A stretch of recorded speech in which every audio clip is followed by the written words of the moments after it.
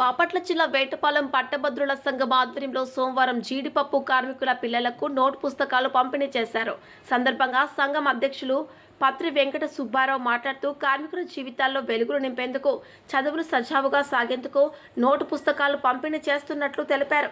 విద్య ద్వారా ఉన్నత స్థితికి కార్మికుల పిల్లలు చేరాలని ఆకాంక్షించారు.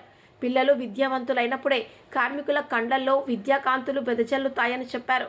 కార్యక్రమంలో ఆర్గనైజింగ్ సెక్రటరీ బట్టు మోహన్ రావు, సహాయ కార్యదర్శి నాగాంజనేయులు, సభ్యులు ప్రతి శరత్ బాబు, గుడిమోటి శేఖర్ బాబు, మందారపు బుల్లియా, తిలక్, అయ్యప్ప, సీను, విద్యార్థుల తల్లిదండ్రులు పాల్గొన్నారు. ప్రధానంగా వేటపాలెం పట్టభద్రుల సంఘం యొక్క లక్ష్యం. అందులో భాగంగా ఈరోజు జీడిపప్పు పరిశ్రమలో పనిచేస్తున్నటువంటి కార్మికుల పిల్లలకు మరి నోట్ పుస్తకాలు ఇవ్వటం అనేటువంటి చాలా మంచి కార్యక్రమంగా మేము భావిస్తున్నాం.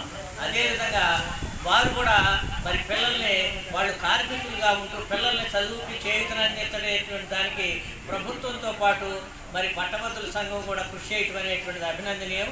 మరి మీరు పుస్తకాలు తీసుకుంటున్నారు, తల్లిదండ్రులు వాళ్ళు పోయి చెప్పాలి, ఇట్లా వేటపాలెం పట్టభద్రుల సంఘం వాళ్ళు పుస్తకాలు ఇచ్చారు, మీరు క్రమం తప్పకుండా స్కూల్కు హాజరయ్యి మరి మార్కుల్లో ముందంజలో ఉండాలి.